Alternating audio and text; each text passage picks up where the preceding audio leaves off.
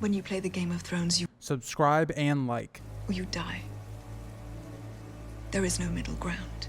Welcome back to the Grease Goblins YouTube channel. Today's video, we're going to be doing day 10 of the 25 days of Winds of Winter. And in today's video, we're going to be talking about the character of Tyene Sand. And she is said to be the most dangerous of all the sand snakes, so much that even whenever she even touches Doran, his palms and or his body needs to be examined to see if she tried to scratch him to poison him or something along those lines. But not only that, given she's the most dangerous of the sand snakes, she also is the one that apparently looks the most innocent, the one you wouldn't suspect of being like the most mischievous one.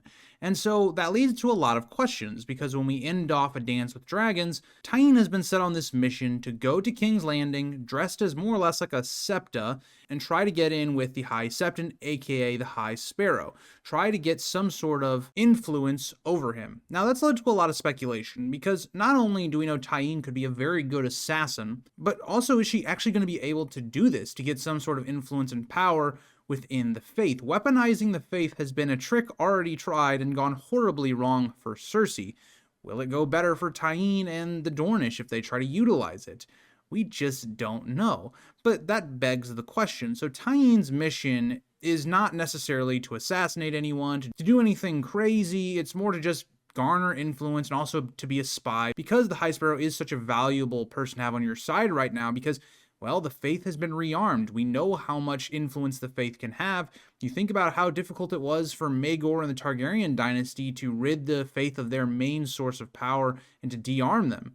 Now think about that in this situation where there are no dragons. The faith is growing in power and or influence because of the High Lords, because of the War of the Five Kings. So Tyene is in a very valuable position for Doran, but like we saw with Oberyn, it's not always that simple. Telling somebody, hey, don't act on your emotions, just sit there, do recon, don't do anything crazy, doesn't always go that well. And especially when you think about it from this point of view, the Mountain is said to have been killed, and that his head was sent to Doran, to the Dornish, as like appeasement for Oberyn's death. But when they see Robert Strong, this mountainous figure, they're probably going to put two and two together, that the Lannisters were trying to fool them. And even Doran isn't sold on that head being the Mountains, just given the fact that Cersei was trying to play them. And Doran foils that plot Cersei was trying to do.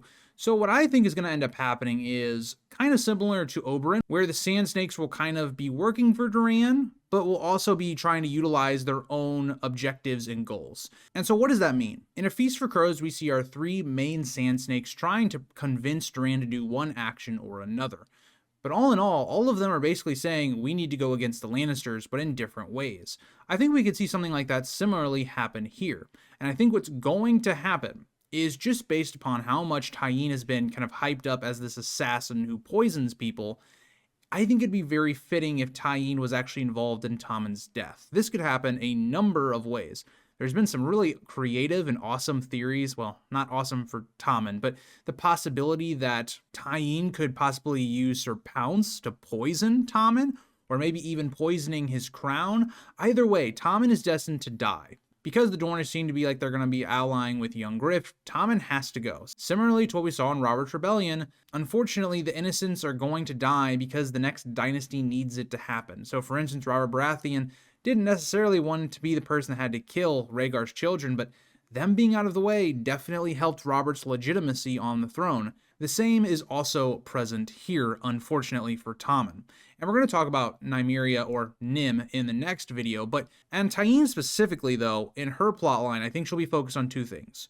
One, assassinating Tommen, kind of doing the same type of stuff that Varys is doing political upheaval, with maybe the help of Nym, or maybe acting on her own, and then also trying to, I think, manipulate or influence the way the faith is making decisions, and specifically the High Sparrow. So the High Sparrow, or the High Septon, is going to be in a situation in which he's going to have to rule over a couple things. So if, say, the Tyrells, or say if Sansa is revealed and wants to get out of her marriage to marry someone like young Griff, for instance, they're going to have to get an annulment.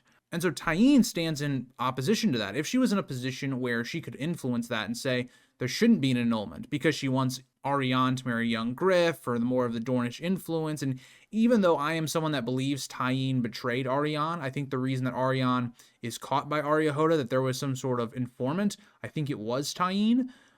I do still think that Tyene does want Arianne to, for instance, sit on the throne with young Griff, if that is possible, over something like the Lannisters. So Tyene could play a role in which she's an advisor. She's somebody that garners the faith to maybe go with young Griff, to be more sympathetic to his cause over somebody like Cersei or any of these other people clamoring for power. Tyene is set up in a really great position because she's a wild card. We don't necessarily know what she's going to do. The next question that we have to ask is she going to die? Because a lot of people, myself included, think Cersei will have some sort of attack on the Faith before she has to flee King's Landing. The question will be, if Tyene is with the Faith at this point, will she end up getting killed by this? And I don't know. I don't think Tyene and the Sand Snakes, their fate and their end is going to happen in this book, in The Winds of Winter. I think they'll be more of like an end game. They're going to get their comeuppance, likely from Daenerys. But I do think Tyene is in a great spot. And she's a character that we're not going to get a POV of, likely, because George has said no more POVs. But she'd be one I'd really be interested in, especially given that we only have Cersei as a POV in King's Landing right now. And Tyene is just set up to be in such an interesting spot. So we'll see how much of that we even get, right? Because given the Winds of Winter, we're only going to see King's Landing through Cersei's POV, or even later on through either Arianne or Jon Con. We probably won't see a lot of Tyene's actions like through the eyes of our POVs. A lot of it'll be, in the background. So that's something I think that's also we have to consider, like how much time is Tyene going to get in the book to have her own little subplot as well. So that'll get us through day 10 of the 25 days of Winds of Winter. And I hope you guys have all been enjoying it. In day 11, we're going to be talking about the other sand snake that'll be in King's Landing, Nym, aka Nymeria. Thank you guys for watching, and I'll see you guys in the next one. Bye, guys.